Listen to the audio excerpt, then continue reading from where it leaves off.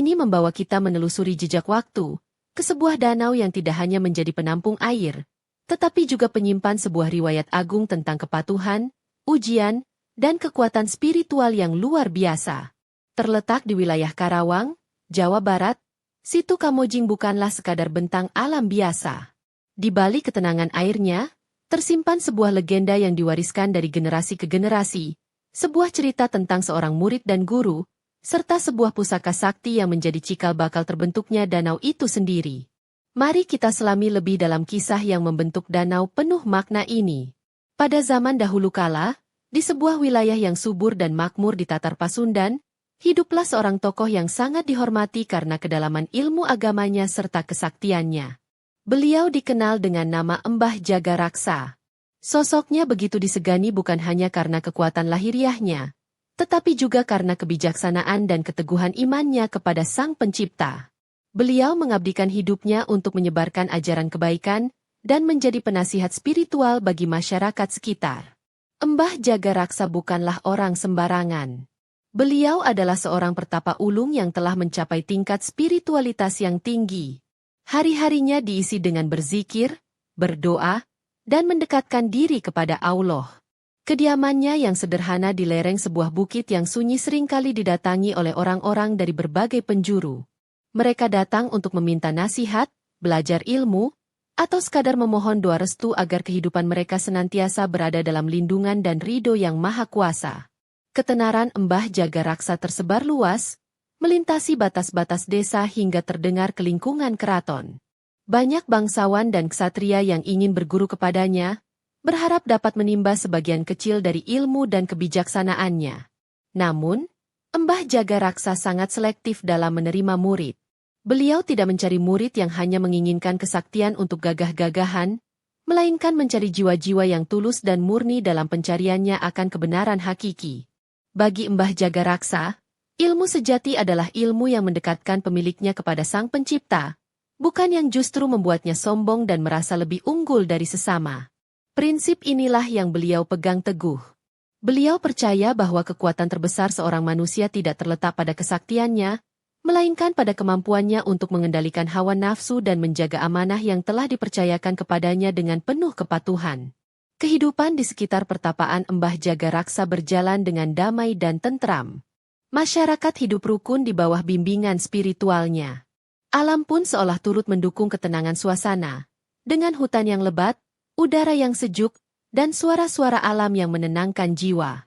Inilah panggung di mana sebuah legenda besar akan segera dimulai, sebuah ujian yang akan mengukir nama Situ Kamojing dalam sejarah abadi. Suatu hari, keheningan pertapaan Mbah Jagaraksa terusik oleh kedatangan seorang pemuda gagah berparas tampan. Pakaiannya yang terbuat dari bahan terbaik menandakan bahwa ia berasal dari kalangan bangsawan. Pemuda itu memperkenalkan dirinya sebagai Raden Andaga, seorang pangeran dari sebuah kadipaten yang cukup terpandang. Namun, kedatangannya bukanlah untuk memamerkan status kebangsawanannya, melainkan untuk sebuah tujuan yang jauh lebih mulia. Raden Andaga telah lama mendengar tentang ketinggian ilmu dan kebijaksanaan Mbah Jagaraksa. Hatinya tergerak untuk meninggalkan sementara kemewahan istana demi menimba ilmu langsung dari sang guru. Ia datang dengan kerendahan hati, menanggalkan semua atribut kebangsawanannya di gerbang pertapaan, dan bersujud di hadapan Mbah Jagaraksa, memohon kesediaan sang guru untuk menerimanya sebagai murid. Mbah Jagaraksa menatap tajam ke dalam mata Raden Andaga. Dari sorot mata pemuda itu, beliau tidak melihat adanya kesombongan atau niat tersembunyi. Beliau melihat sebuah ketulusan yang murni, sebuah dahaga akan pengetahuan spiritual yang dalam. Setelah melalui beberapa pertanyaan untuk menguji keteguhan niatnya, Mbah Jagaraksa akhirnya tersenyum dan menerima Raden Andaga sebagai muridnya. Mulai hari itu, Raden Andaga menjalani kehidupan yang sangat berbeda dari sebelumnya. Ia belajar untuk hidup sederhana, makan apa adanya, dan tidur di atas alas yang keras.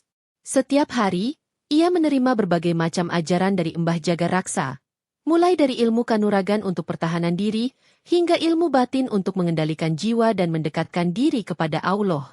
Raden Andaga terbukti sebagai murid yang cerdas dan patuh. Ia menyerap semua ilmu dengan cepat. Waktu berlalu dan Raden Andaga tumbuh menjadi seorang pemuda yang tidak hanya sakti mandraguna, tetapi juga memiliki akhlak yang terpuji. Ia semakin rendah hati dan semakin khusyuk dalam ibadahnya. Mbah Jagaraksa merasa bangga dengan perkembangan muridnya. Beliau melihat potensi besar dalam diri Raden Andaga untuk menjadi seorang pemimpin yang adil dan bijaksana di masa depan. Seorang pemimpin yang berlandaskan iman dan takwa. Setelah merasa bahwa Raden Andaga telah menguasai berbagai ilmu dasar, Mbah Jagaraksa memutuskan bahwa inilah saatnya untuk memberikan ujian yang sesungguhnya. Ujian ini bukanlah ujian kekuatan fisik atau adu kesaktian, melainkan ujian kepatuhan dan keteguhan batin yang paling puncak. Sang guru ingin melihat sejauh mana Raden Andaga mampu memegang teguh sebuah amanah tanpa pernah mempertanyakannya sedikitpun. Mbah Jagaraksa kemudian membawa Raden Andaga ke sebuah tempat yang agak jauh dari pertapaan. Tempat itu adalah sebuah tanah lapang yang dikelilingi oleh pepohonan rindang, sebuah lokasi yang sangat sunyi dan tenang. Di sana, Mbah Jagaraksa menancapkan sebuah tongkat komando ke tanah dan berpesan kepada muridnya untuk bersemedi di tempat itu. Ia diperintahkan untuk menjaga tempat itu dan tidak boleh meninggalkannya sebelum sang guru kembali. Raden Andaga menerima perintah itu tanpa ragu. Dengan penuh kepatuhan, ia duduk bersila di dekat tongkat yang tertancap, memejamkan mata, dan mulai memusatkan seluruh pikiran dan jiwanya untuk berzikir. Ia sama sekali tidak tahu berapa lama ia harus menunggu. Bisa jadi hanya beberapa hari, beberapa bulan, atau bahkan bertahun-tahun. Namun, keyakinannya pada sang guru membuatnya pasrah dan ikhlas menjalani perintah tersebut. Mbah Jagaraksa meninggalkan Raden Andaga seorang diri di tengah kesunyian alam. Beliau tidak benar-benar pergi jauh, melainkan mengawasi muridnya dari kejauhan, ingin melihat bagaimana Raden Andaga menghadapi ujian pertamanya ini. Ini adalah ujian kesabaran. Ujian di mana seorang murid harus sepenuhnya percaya pada arahan gurunya, bahkan ketika arahan itu terasa tidak masuk akal atau tanpa batas waktu yang jelas. Hari berganti hari, minggu berganti minggu. Tubuh Raden Andaga tetap tak bergeming dari posisi semedinya. Akar-akar ilalang mulai merambat di tubuhnya, dan lumut tipis mulai tumbuh di pakaiannya. Namun, batinnya tetap terjaga, zikirnya tak pernah putus, dan kepatuhannya pada perintah sang guru tidak pernah goyah sedikitpun. Ia telah menyatu dengan alam sekitarnya, dalam penantian yang penuh dengan keikhlasan. Melihat keteguhan Raden Andaga, Mbah Jagaraksa memutuskan untuk meningkatkan level ujiannya. Dengan kesaktiannya, sang guru mulai mengirimkan berbagai macam godaan untuk menguji konsentrasi dan keimanan muridnya. Ujian ini bertujuan untuk memastikan bahwa keteguhan Raden Andaga bukanlah keteguhan yang rapuh, melainkan yang kokoh laksana batu karang di tengah samudra. Godaan pertama datang dalam wujud binatang-binatang buas. Harimau mengaum di dekatnya, ular-ular berbisa melata di sekelilingnya, namun Raden Andaga tetap tak bergeming. Ia tahu bahwa semua itu hanyalah ilusi yang diciptakan untuk mengganggunya. Ia terus memusatkan batinnya kepada Allah, memohon perlindungan dari segala gangguan. Keyakinannya membuat hewan-hewan buas itu seolah tak melihat keberadaannya dan berlalu begitu saja. Godaan berikutnya datang dalam bentuk yang lebih halus dan memikat.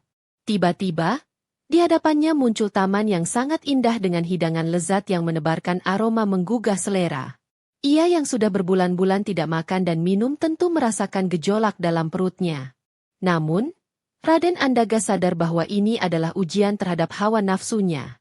Ia pejamkan matanya lebih erat, memperkuat zikirnya, dan bayangan makanan itu pun lenyap. Tidak berhenti di situ, godaan terberat pun datang. Muncullah sosok gadis-gadis cantik jelita laksana bidadari dari kahyangan. Mereka menari dengan gemulai, menyanyikan lagu-lagu merdu, dan mengajaknya untuk bersenang-senang, meninggalkan semedinya yang melelahkan. Ini adalah ujian yang paling berat bagi seorang pemuda. Namun Raden Andaga teringat akan ajaran gurunya untuk menundukkan pandangan dan menjaga hati. Dengan sekuat tenaga, Raden Andaga melawan gejolak dalam dirinya. Ia memohon kekuatan kepada Allah untuk dijauhkan dari godaan syahwat yang menyesatkan. Seketika, bayangan para gadis cantik itu pun sirna, tergantikan kembali oleh sunyinya alam. Raden Andaga berhasil melewati semua godaan itu. Kepatuhannya tidak goyah, imannya tidak retak. Ia telah membuktikan kemurnian niat dan kekuatan batinnya. Melihat Raden Andaga berhasil melewati semua godaan, Mbah Jaga Raksa merasa sangat puas. Kini, tibalah saatnya untuk memberikan ujian terakhir. Sebuah ujian amanah yang paling puncak. Sang guru kembali mendatangi Raden Andaga yang masih khusyuk dalam semedinya. Beliau membangunkan murid kesayangannya itu dengan sebuah sentuhan lembut di bahunya. Raden Andaga membuka matanya perlahan. Ia melihat gurunya berdiri di hadapannya dengan senyum bangga. Tanpa banyak bicara, Mbah Jaga Raksa mengeluarkan sebuah benda pusaka dari balik jubahnya. Benda itu adalah sebilah keris yang sangat indah. Sarung atau warangkanya terbuat dari kayu cendana wangi berhias ukiran bunga Kamboja, sementara gagangnya terbuat dari gading gajah. Keris itu memancarkan aura magis yang sangat kuat. Mbah Jaga Raksa berkata dengan suara yang berat dan penuh wibawa. Beliau menjelaskan bahwa keris itu adalah pusaka sakti bernama keris Si Kamojing. Keris ini memiliki kekuatan gaib yang luar biasa dahsyat. Beliau kemudian menancapkan keris itu ke tanah, tepat di sebelah Raden Andaga. Tugasnya kali ini terdengar sederhana namun memiliki bobot yang sangat berat. Sang guru memberikan satu perintah yang tidak boleh dilanggar. Raden Andaga ditugaskan untuk menjaga keris Si Kamojing itu. Ia boleh melakukan apa saja untuk menjaganya. Namun ada satu pantangan mutlak yang harus ia patuhi. Apapun yang terjadi, sepenasaran apapun dirinya, ia sama sekali tidak boleh mencabut keris itu dari warangkanya. Itulah satu-satunya syarat dan amanah yang harus dijaga dengan segenap jiwa dan raga. Raden Andaga menyanggupi perintah tersebut dengan penuh takzim. Ia bersumpah di hadapan gurunya untuk menjaga amanah tersebut sampai mati. Mbah Jaga Raksa pun sekali lagi pergi meninggalkannya, memberikan kepercayaan penuh kepada muridnya. Kini, Raden Andaga tidak hanya bersemedi, tetapi juga menjadi penjaga sebuah pusaka dengan pantangan yang sangat berat. Ujian sesungguhnya baru saja dimulai. Waktu terus berjalan tanpa terasa. Raden Andaga dengan setia menjaga keris Si Kamojing yang tertancap di tanah di hadapannya. Ia berhasil menahan rasa penasarannya selama berbulan-bulan, bahkan mungkin bertahun-tahun. Ia terus berpegang teguh pada sumpahnya kepada sang guru, menjaga amanah tersebut dengan sepenuh hati, melawan bisikan-bisikan gaib yang terus memintanya untuk melihat wujud bilah keris tersebut. Namun, sebagaimanapun kuatnya seorang manusia, ada kalanya ia dihinggapi rasa lalai dan penasaran yang tak tertahankan. Setelah waktu yang sangat lama, Raden Andaga mulai berpikir. Apa gerangan isi dari keris ini sehingga ia dilarang keras untuk melihatnya? Kekuatan dahsyat seperti apa yang tersembunyi di dalam warangka indahnya? Bisikan penasaran itu terus menggerogoti keteguhan hatinya. Pada suatu hari, di puncak rasa penasarannya, Raden Andaga melakukan kesalahan fatal. Ia lupa akan sumpahnya. Tangannya terulur, meraih gagang gading keris Si Kamojing. Dengan jantung berdebar kencang, ia perlahan menarik bilah keris itu keluar dari warangkanya. Ia hanya ingin melihatnya sekejap saja, lalu akan memasukkannya kembali. Itulah pikirnya saat itu. Seketika setelah bilah keris terhunus sepenuhnya dari sarungnya, langit yang tadinya cerah mendadak menjadi gelap gulita. Petir menyambar-nyambar diiringi suara guruh yang memekakkan telinga. Tanah di sekitarnya bergetar hebat. Dari lubang bekas tancapan keris itu, menyemburlah air yang sangat deras dan tidak terbendung. Air itu terus keluar tanpa henti. Semakin lama semakin besar. Raden Andaga panik dan terkejut luar biasa. Ia mencoba menutup lubang air itu dengan tangannya, namun sia-sia. Air bah itu terus meluap, menenggelamkan tanah lapang tempatnya bersemedi. Dalam sekejap, seluruh area itu berubah menjadi sebuah genangan air yang sangat luas. Raden Andaga pun lenyap di telan air bah yang disebabkan oleh perbuatannya sendiri. Ia telah gagal dalam ujian terakhirnya, ujian memegang amanah. Genangan air yang muncul akibat dicabutnya keris Si Kamojing itu tidak pernah surut. Airnya terus menggenang hingga membentuk sebuah danau yang luas dan dalam. Masyarakat sekitar yang mengetahui kejadian gaib itu kemudian menamakan danau tersebut sesuai dengan penyebab utamanya. Danau dalam bahasa Sunda disebut Situ, dan karena danau itu terbentuk dari kekuatan gaib keris Si Kamojing, maka danau itu dinamakan Situ Kamojing. Nama Kamojing sendiri memiliki makna filosofis yang mendalam. Nama ini diyakini berasal dari kata Kamoja, yang merujuk pada bunga Kamboja. Bunga Kamboja dalam budaya lokal seringkali dianggap sebagai simbol kesucian, keabadian, dan keindahan spiritual. Bunga ini sering ditanam di tempat-tempat suci seperti pemakaman atau pura, melambangkan perjalanan jiwa menuju keabadian. Dengan demikian, nama keris Kamojing dapat diartikan sebagai pusaka yang berasal dari kesucian atau memiliki kekuatan suci layaknya bunga Kamboja. Sarung keris yang berukirkan bunga Kamboja pun semakin memperkuat makna ini.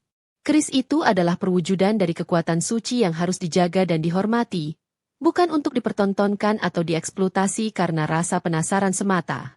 Terbentuknya danau akibat pelanggaran terhadap pantangan keris ini menjadi sebuah pelajaran abadi. Situ Kamojing menjadi monumen hidup yang mengingatkan semua orang akan akibat dari melanggar sumpah dan tidak memegang amanah. Air danau yang tenang namun dalam seolah menyimpan rahasia kekuatan dahsyat yang bisa muncul kapan saja jika keseimbangannya diganggu. Kisah ini menegaskan bahwa nama Situ Kamojing bukanlah sekadar nama geografis biasa. Ia adalah sebuah nama yang syarat dengan sejarah, spiritualitas, dan pelajaran moral. Setiap kali orang menyebut nama Situ Kamojing, mereka sejatinya sedang mengulang sebuah legenda tentang pentingnya kepatuhan, bahaya dari rasa penasaran yang tak terkendali, dan konsekuensi dari sebuah amanah yang dilanggar. Setelah peristiwa terbentuknya danau, baik Raden Andaga maupun Mbah Jaga Raksa sama-sama menghilang tanpa jejak. Mereka diyakini telah mencapai moksa, kembali ke alam keabadian. Raden Andaga lenyap bersama air bah sebagai konsekuensi atas kelalaiannya, sementara Mbah Jaga Raksa moksa setelah menuntaskan tugasnya mendidik dan memberikan pelajaran abadi bagi umat manusia melalui muridnya. Situ Kamojing kemudian dianggap sebagai tempat yang keramat oleh masyarakat sekitar. Banyak yang percaya bahwa di dasar danau tersebut masih tersimpan kekuatan gaib dari keris Kamojing. Tempat di mana Raden Andaga bersemedi dan danau itu terbentuk kemudian dikenal sebagai Petilasan, sebuah situs bersejarah yang memiliki nilai spiritual yang tinggi. Hingga saat ini, legenda Situ Kamojing terus hidup dan diceritakan dari generasi ke generasi. Kisah ini menjadi bagian tak terpisahkan dari identitas budaya masyarakat Karawang dan sekitarnya. Danau itu sendiri menjadi objek wisata alam yang indah, namun aura magis dan sakralnya masih bisa dirasakan oleh mereka yang percaya dan menghormati sejarahnya. Warisan terbesar dari legenda ini bukanlah danau fisiknya, melainkan nilai-nilai yang terkandung di dalamnya. Cerita ini mengajarkan tentang hubungan antara guru dan murid, pentingnya memegang teguh sumpah dan janji, serta bahaya dari hawa nafsu dan rasa penasaran yang dapat membawa kepada kehancuran. Ini adalah cerminan dari filosofi hidup masyarakat Sunda pada khususnya dan Indonesia pada umumnya. Kisah Situ Kamojing akan selalu menjadi pengingat bahwa di balik setiap keindahan alam, seringkali tersimpan cerita agung dari masa lalu. Sebuah cerita yang tidak hanya menghibur, tetapi juga memberikan tuntunan moral yang relevan sepanjang masa, memastikan bahwa kebijaksanaan para leluhur tidak akan pernah lekang oleh waktu dan terus menjadi sumber inspirasi bagi generasi mendatang. Legenda Situ Kamojing mengajarkan kita sebuah pelajaran yang sangat berharga tentang pentingnya memegang teguh amanah dan janji. Rasa penasaran yang tidak terkendali dapat membawa kita pada tindakan yang melanggar batas dan sumpah, yang pada akhirnya akan mendatangkan akibat yang merugikan diri sendiri. Kepatuhan, kesabaran, dan kemampuan untuk mengendalikan diri adalah kunci untuk mencapai tingkatan spiritual yang lebih tinggi dan untuk menjaga keseimbangan dalam kehidupan. Sebuah kepercayaan yang diberikan adalah tanggung jawab suci yang harus dijaga dengan segenap jiwa, karena sekali ia dirusak, akibatnya bisa menjadi permanen dan tak dapat diubah kembali.